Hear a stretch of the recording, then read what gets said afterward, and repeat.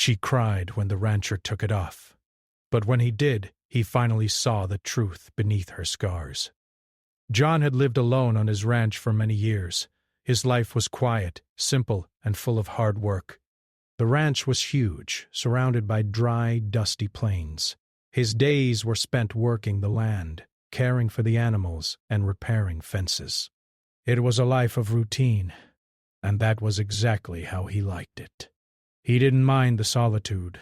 After all, the ranch had been passed down to him from his father, and he had spent most of his life here. John had never married. There were no children running around the ranch, no laughter or voices calling to him. The only company he had were the horses, cattle, and the occasional neighbor. His life was peaceful in its own way, but it was also lonely. He didn't talk much. In fact, he didn't talk to anyone much at all, except when it was necessary.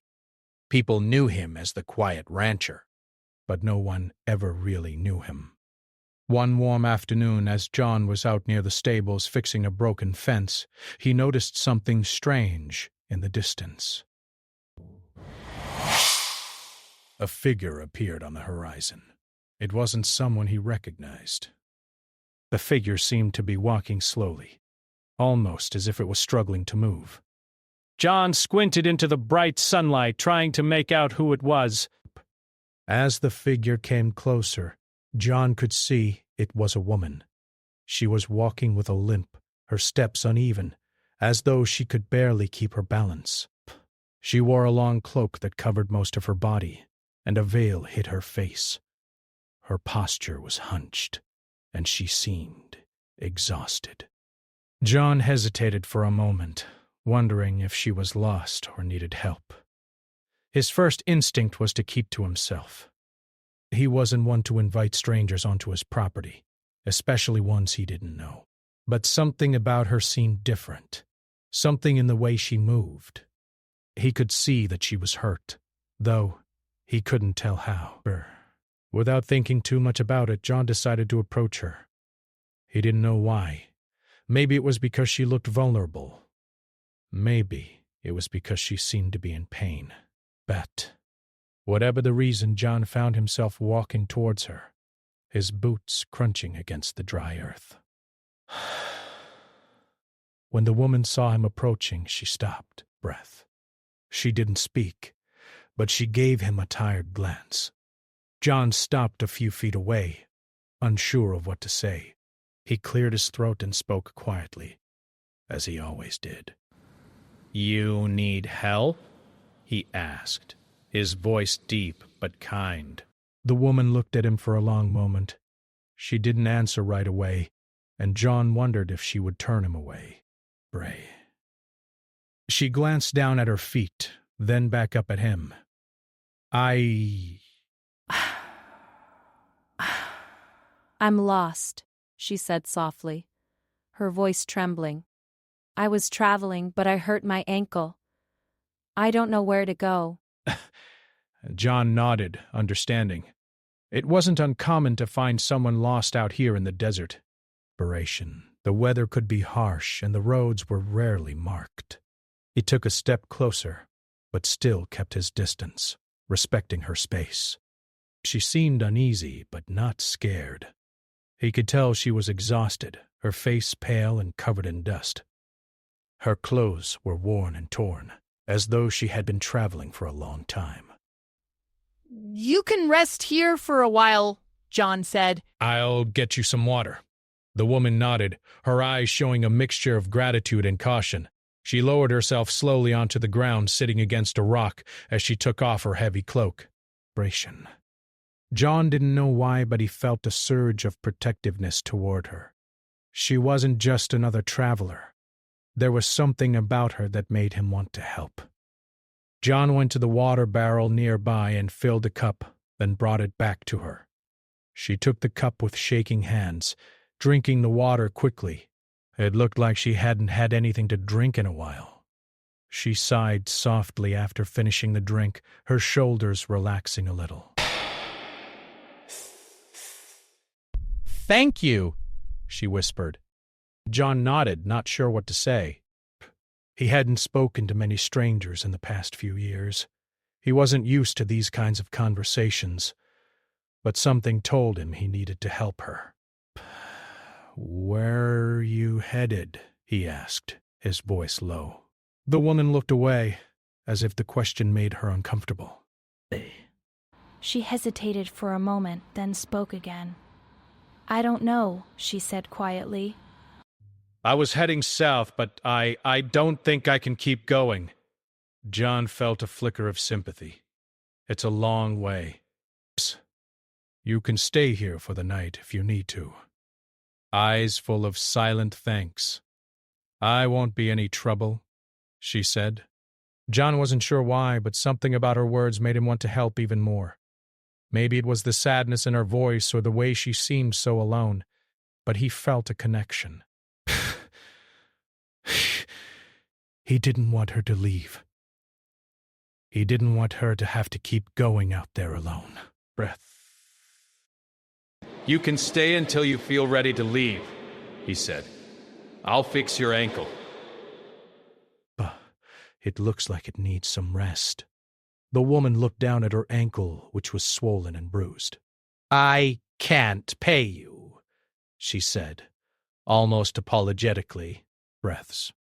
John shook his head. "I don't need any payment," he said, his voice softening.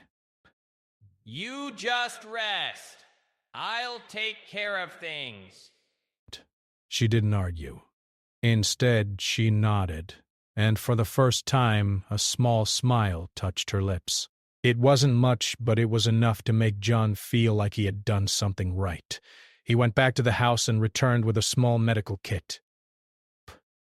He gently wrapped her ankle, making sure it was secure. As he worked, she didn't say much, but every now and then, he caught her watching him with those deep, thoughtful eyes. There was something mysterious about her, but he couldn't figure out what it was. After he finished, John offered to show her the guest room. She didn't hesitate this time, and she followed him inside. The room was small but clean, with a simple bed and a window overlooking the ranch. It wasn't much, but it would do for the night. Best. As she sat on the bed, John turned to leave, but she stopped him. "Thank you." "For helping me?" she said softly. I didn't expect kindness. John didn't know how to respond. Rask. He just nodded and left her to rest. As he walked back to the main house, he couldn't shake the feeling that this woman was hiding something. Her words, her eyes, everything about her seemed to tell a story. But John wasn't one to ask too many questions. He'd learned long ago that some things were better left unsaid. As he sat down at the kitchen table, he couldn't stop thinking about her. Who was she? Why was she so quiet, so distant? What was her past? He didn't know the answers, but he had a feeling that in time she would share them with him. And for the first time in years, John felt like something was about to change in his life. The days passed quietly on the ranch, and John's routine returned to normal. But there was something different now. The ranch, which had always been so empty to him, felt a little more alive with Anna's presence. It wasn't just the extra set of hands helping with the chores, though that certainly made things easier. It was the soft sound of another person in the house, the occasional conversation over meals, and the small moments that made the day feel a little less lonely. Anna was still recovering, her ankle taking longer than expected to heal, but she insisted on helping wherever she could. John noticed that she was trying hard not to be a burden. At first, she had stayed in her room most of the time, but now she spent hours in the kitchen, preparing simple meals and helping John in the barn. It was clear she wasn't used to just sitting and doing nothing. Her hands, though tender from her injury, were used to hard work. And that was something John respected. Over the past few days, John had gotten to know her a little better. Anna spoke little of her past, but she was a good listener. At first, John hadn't shared much about himself either. But little by little, the quiet moments between them grew more comfortable, and he found himself talking more than usual. It wasn't that he was used to opening up to anyone. It was just that something about Anna made him feel like he could. One evening, after a long day working in the fields, John sat down at the dinner table, which Anna had set. Breath. The smell of fresh bread filled the room, and for a moment it felt like the kind of meal that was shared between a family. Anna sat across from him, her hair still damp from the shower, her eyes tired but warm. "Break it, Tom. Thank you," John said quietly as he helped himself to a plate of food. "You didn't have to do all this." Anna smiled faintly, though there was a sadness in her eyes. "I like to keep busy," she replied softly, "and I feel better when I can help." John nodded, understanding. There was a certain pride that came with being self-sufficient, a kind of inner peace that came from knowing you could take care of yourself. He respected that in her. Brief. It was one of the many things he admired. But there was something else in the way she carried herself, a quiet sadness that seemed to follow her like a shadow. She rarely talked about her past, but sometimes when the silence lingered too long, John would catch a glimpse of the pain that still held her. He had seen it before in people who had been through difficult times, people who carried scars, physical and emotional, that weren't easy to forget. Anna shifted uncomfortably in her seat. Breath. "I'm sorry about how I showed up here, uninvited. I know it must have been strange for you." John looked up from his plate, his brow furrowing slightly. "It wasn't strange," he said, his voice steady. "I'm glad you're here." Anna met his gaze, and for the first time since she had arrived, John saw something different in her eyes, a mix of vulnerability and gratitude. "You don't know what it means to me," she said softly. "Basket. I've been running for so long, I don't even know how to stop anymore." John didn't ask her to elaborate. He knew she wasn't ready to share everything yet, and he wasn't the kind to push. He just nodded and said, "We all need to rest sometimes." There was a long pause as they both focused on their food. The only sounds were the quiet crackling of the fire in the hearth and the soft clink of utensils on plates. Anna's presence in the house had become something John hadn't realized he was missing. Conversation, companionship, even the smallest gestures like sharing a meal. It felt natural now, though he couldn't quite explain why. Later that evening, as the stars began to fill the dark sky, Anna helped John finish his chores. The moonlight cast long shadows over the barn, and the night air was cool but not cold. Brace. Anna had her veil on again, as she always did when they were outside. John hadn't seen her face in full light since the day she arrived. He knew her ankle still hurt, but she didn't let it slow her down. She moved with grace, despite the limp, and every now and then John would catch her wiping away a tear when she thought he wasn't looking. "Your ankle is still bothering you, isn't it?" John asked, unable to hold back any longer. Anna hesitated, glancing at him from under the veil. "It's better," she said quickly, as if trying to convince herself more than him. "I'm fine." John didn't argue. He could see the tension in her shoulders, the way she favored her injured leg. But he wasn't the type to push someone to talk about their pain, especially when they weren't ready to. So, he said nothing. But he couldn't help noticing how much she worked, despite her injury. There was a stubbornness in her, a quiet determination that he couldn't ignore. As they worked together, John began to notice more about Anna. The way she carried herself, the small, almost imperceptible movements that spoke volumes. She was always careful, cautious even, never fully letting her guard down. But there was more to her than met the eye. John wasn't sure why, but he found himself wanting to know her story. Not because he wanted to fix things for her, but because he was starting to care about her in a way that went beyond kindness. There was something about her that made him want to protect her, to help her find peace. It wasn't just the way she had arrived at his door, broken and weary. It was the way she was healing, slowly, piece by piece. And it was the way she made the quiet ranch feel like it mattered. Later that night, after the chores were done, they sat on the porch, watching the sun dip below the horizon. The sky was painted in shades of orange and pink, the last light of day casting a soft glow over the land. John hadn't realized how beautiful the view was until now. It was like everything had changed since Anna had arrived, and the ranch had come alive in ways he hadn't expected. He glanced at her, sitting next to him on the porch steps, her hands resting in her lap. "Do you miss your old life?" John asked, his voice barely above a whisper. Anna was silent for a long time, her eyes fixed on the horizon. John thought she might not answer, but after a few moments she spoke, her voice low and distant. "I miss the person I used to be," she said softly, "but I'm not sure I can ever go back to that." John nodded. He understood that feeling. It was hard to move forward when your past kept pulling you back, when the things you'd been through still haunted you.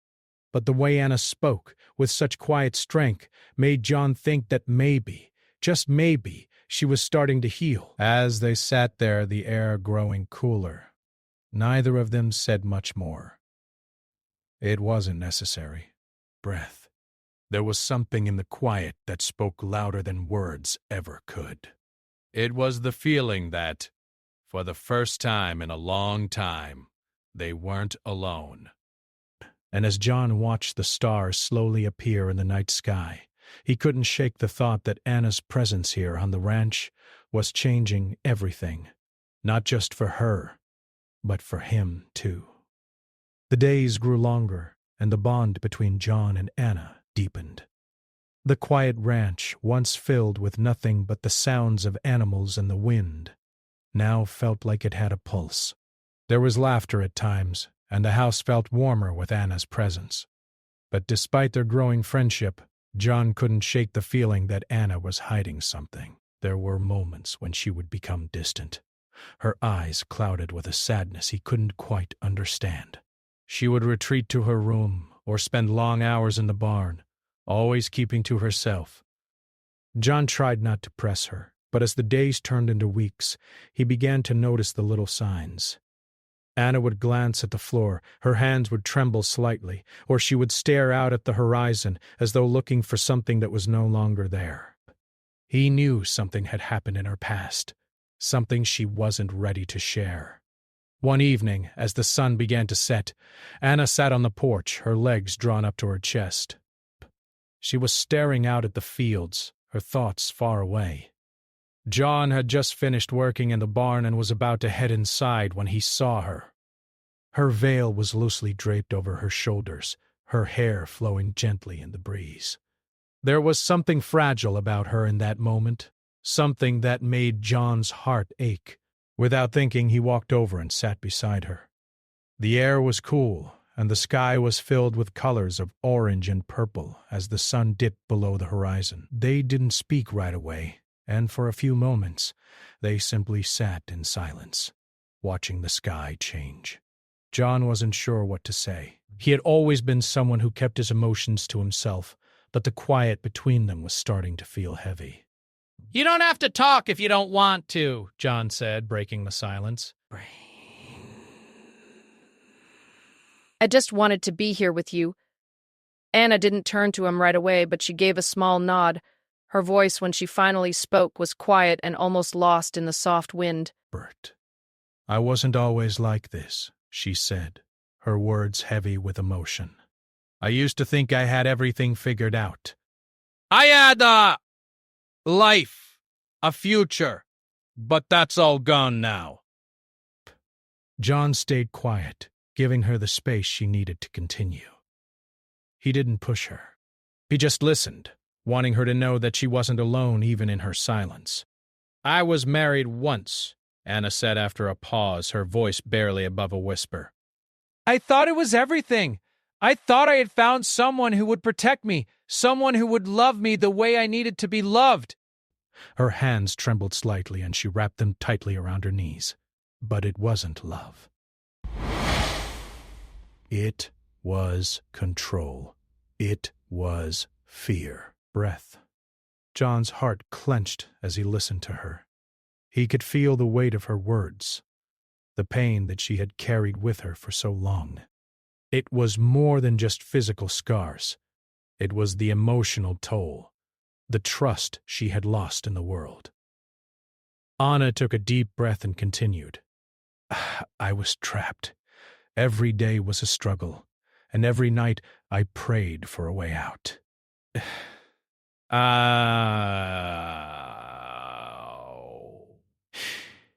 He glances around in despair.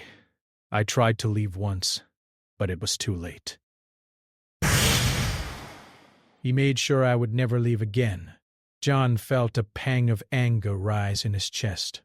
He wanted to say something, to tell her that she was safe now, but he stayed silent, letting her speak. He didn't know the full story yet, but he could sense that Anna's pain ran deep. Breaths. I've been running ever since, Anna said, her voice breaking slightly. I thought if I kept moving I could outrun the memories, outrun the fear. But no matter where I went, it followed me. And now... I don't know how to stop. I don't know how to let go of it. John reached out slowly, his hand resting beside hers on the porch. He wasn't sure what to say, but he wanted her to know that she didn't have to carry it alone. You don't have to outrun anything anymore, John said softly. You're safe here. I won't let anything hurt you, I promise. Great. Anna looked up at him then, and for the first time in what seemed like forever, her eyes were clear. There was a mixture of gratitude and sadness in her gaze. But there was something else, too. A flicker of hope. I don't know how to believe that, she whispered. How do I trust again? John took a deep breaths. It's not easy. Trust doesn't come overnight. But you don't have to do it alone. I'm not going anywhere. Breath. Anna nodded slowly, and for a long time they sat there in silence, the weight of their words hanging in the air. It wasn't a moment of magic or instant healing. It was simply the beginning. The beginning of Anna's journey toward healing, and the beginning of John's realization that there was more to life than just surviving. As the days passed, Anna's healing continued, though it was slow. She didn't talk much about her past after that night, but she didn't need to. She was starting to trust him, starting to allow herself to let go of some of the weight she had been carrying. John continued to help her with the ranch, teaching her how to care for the animals, how to ride, and how to take pride in the work they did. Little by little, Anna began to change. She started to smile more, to laugh, to enjoy the small moments of peace they shared. One morning, several weeks after the conversation on the porch, John found Anna in the garden, kneeling in the dirt, planting flowers. The sun was shining, and the air smelled sweet with the scent of fresh earth. She was focused on her work, her hands moving with purpose as she carefully planted each flower. John stood by the fence watching her for a moment. Psst. He couldn't help but smile.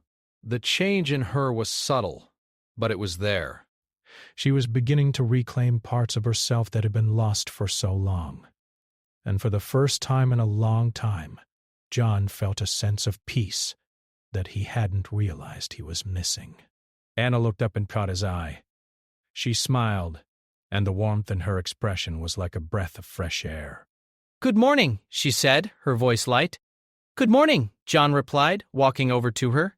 It looks like you're making the place bloom. Anna's smile widened and she patted the soil beside her. I thought it was time for something new.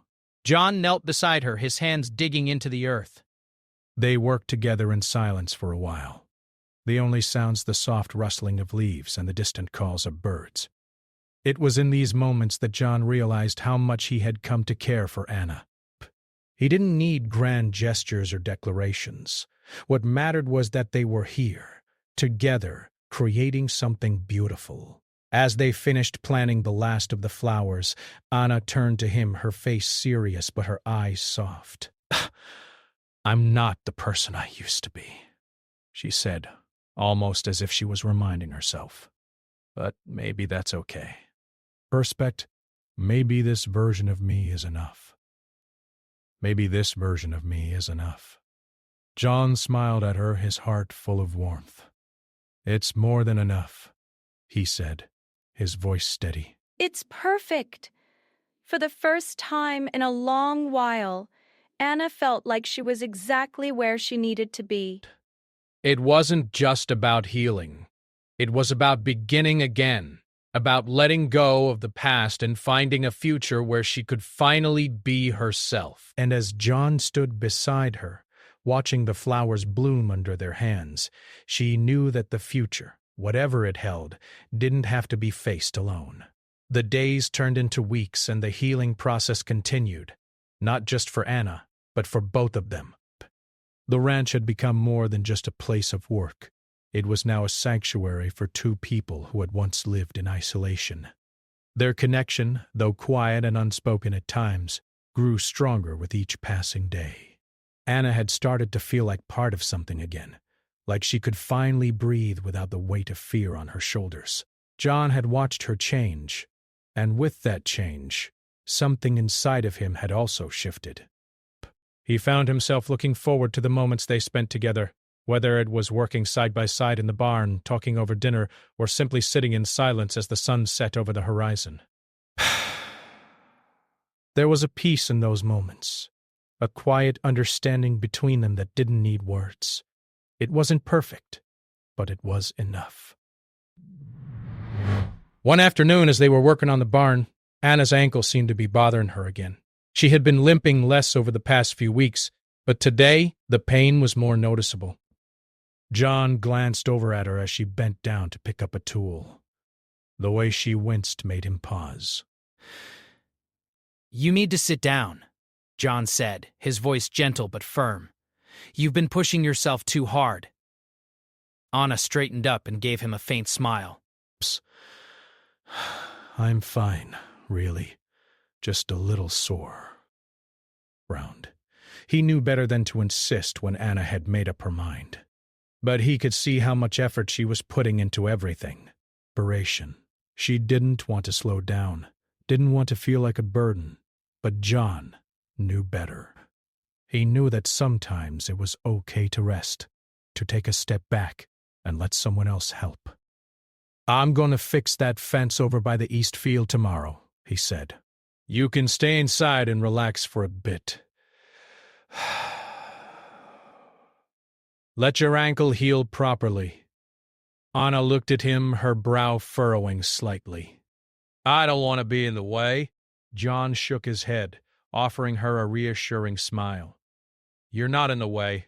You've earned the right to take a break. We're a team now, remember?" Her eyes softened at his words, and for a moment John could see the walls she had built around herself begin to crack.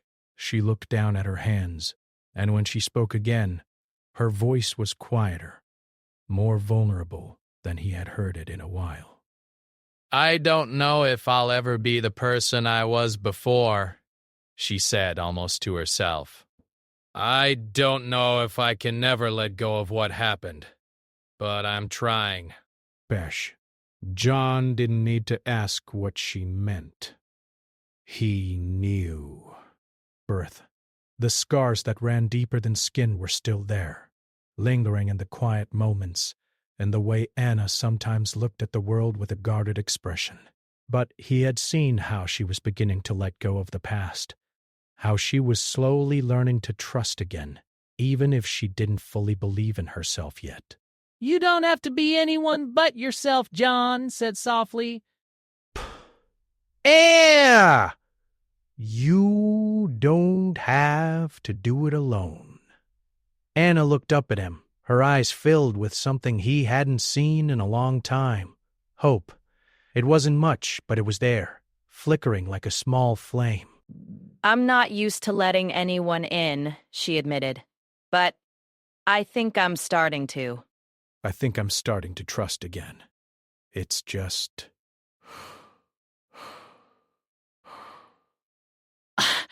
John nodded, understanding more than she knew. I know. But you don't have to rush it. Just take things one day at a time. The next morning, John went to work on the fence, as promised, while Anna stayed inside resting. She had insisted she would help later, but John knew it was best to let her relax. As he worked under the bright morning sun, he thought about how far they had come since the day she had first arrived on his ranch. The woman who had stumbled onto his property broken and lost was slowly being replaced by someone stronger, more confident. And John couldn't help but admire her resilience. Later that afternoon, as John returned from the fields, he found Anna sitting on the porch, watching the world go by. She was wrapped in a blanket, her hair falling softly around her shoulders. The sight of her there, relaxed and at peace, made John feel a sense of contentment he hadn't realized he was missing. He had always been self-sufficient, living a quiet life, but now it seemed like there was something more, something deeper, that made the days worth living. You feeling better? John asked as he approached. Anna looked up and smiled. Much better, thank you, she said, her voice warm and full of gratitude. I didn't realize how much I needed a break. John sat down beside her, and for a while, neither of them said anything. They simply watched the sky change colors as the sun began to set. The quiet of the ranch, the sound of birds in the distance, the gentle rustling of leaves. It all felt right. It felt like home. I've been thinking, Anna said after a long silence. Maybe it's time for me to leave. I don't want to be a burden on you anymore. John turned to her, surprised by the sudden shift in her words. Leave, he repeated, his voice soft but firm. Anna, you don't have to leave. Anna looked down at her hands, her fingers fidgeting with the edges of her blanket. I don't want to stay here forever. I know I've healed a lot, but I can't keep hiding. I need to face the world again. John's heart sank a little at her words. He understood, of course. She had been running for so long, and perhaps it was time for her to move on. But the thought of her leaving after everything they had shared made him feel a loss he hadn't expected. I think you're ready, John said after a long pause. But I'm not sure you're ready to leave. You've still got a lot to find out about yourself, and you don't have to do that alone. You've got me here, and you always will. If you want to go, then go. But don't feel like you have to leave to prove something. Anna's eyes met his then, and for a moment, the weight of her past seemed to lift. She didn't say anything at first, but her expression softened, and John could see the conflict in her eyes. She wanted to move forward, to let go of the past, but she was scared. She was scared of what that would mean, of what the future might hold. I don't know if I'm ready to stay, but I don't want to leave either, she said, her voice barely above a whisper. I just don't know what's next.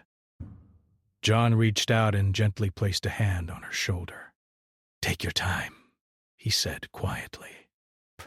Whatever happens, you don't have to figure it out alone. You're not in this by yourself anymore.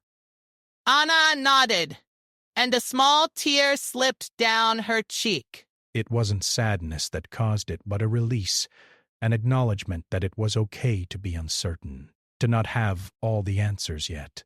It was okay to be scared, and it was okay to take time.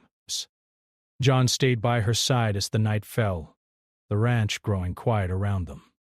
They didn't need to say much. Just being there together was enough. The next chapter of Anna's journey wasn't clear, and neither was John's. But, for the first time, it didn't matter. Whatever came next, they would face it together.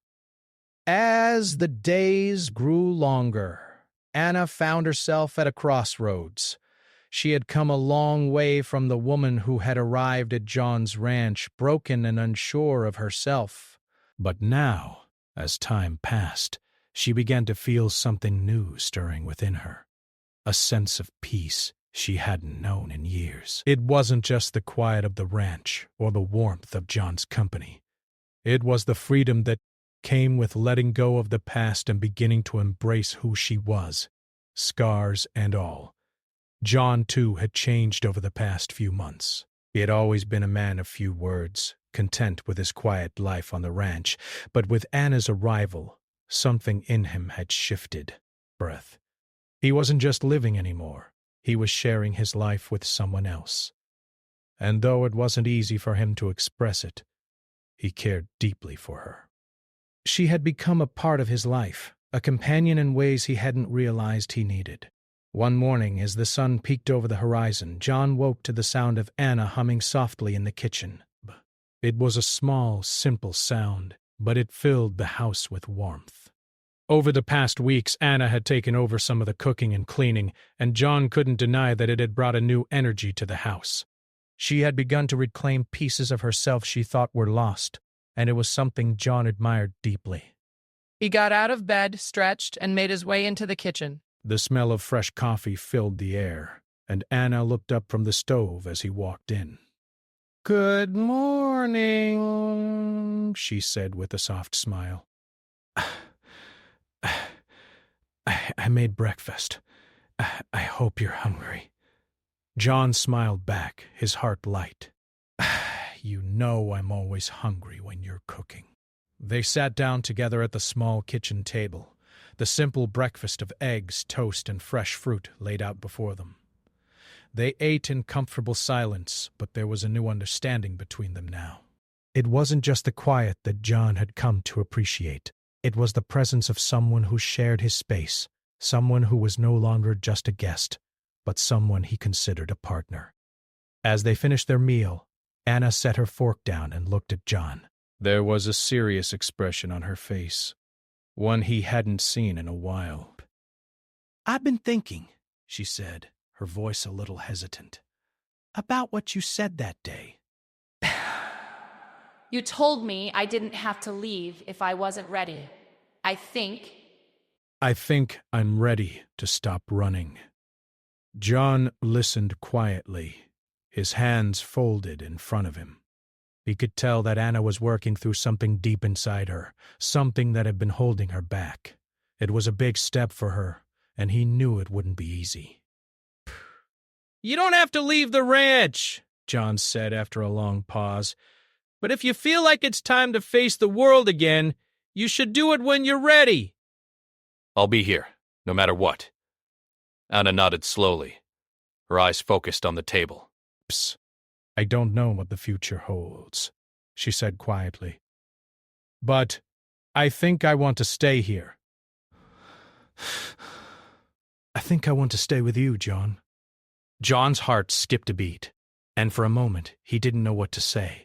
He had always kept his feelings to himself, but in that moment he realized how much Anna had come to mean to him. "I want that too," he said simply. "I never expected to find someone like you." "But I'm glad you're here." The words hung in the air between them, unspoken but clear.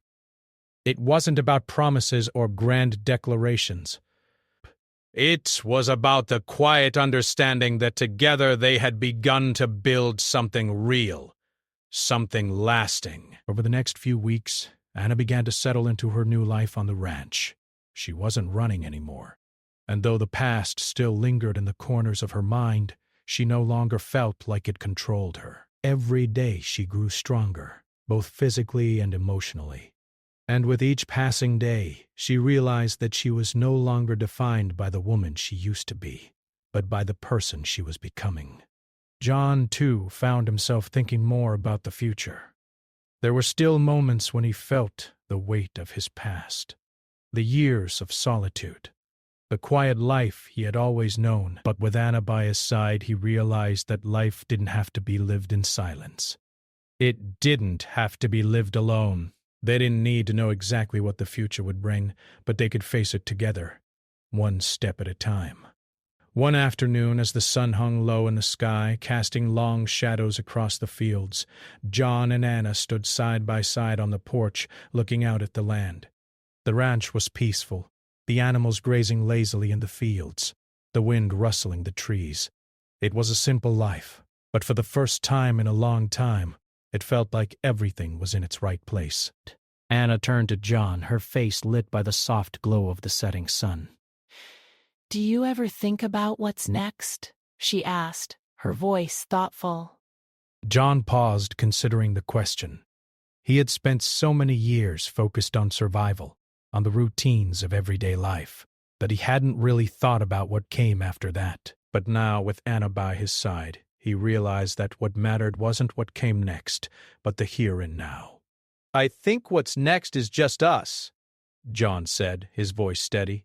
We don't have to have all the answers. As long as we're here, together, that's enough. Anna smiled softly, and for the first time John saw her at peace. She wasn't looking over her shoulder anymore, wasn't running from something. She was living in the moment, embracing the life she had with him. Brick.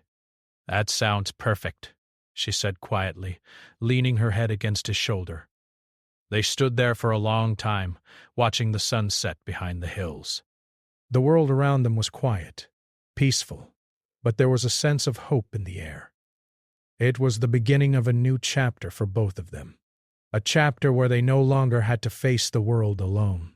The future was uncertain, as it always is, but for the first time, Anna felt ready to face whatever came next. And with John by her side, she knew she didn't have to face it alone.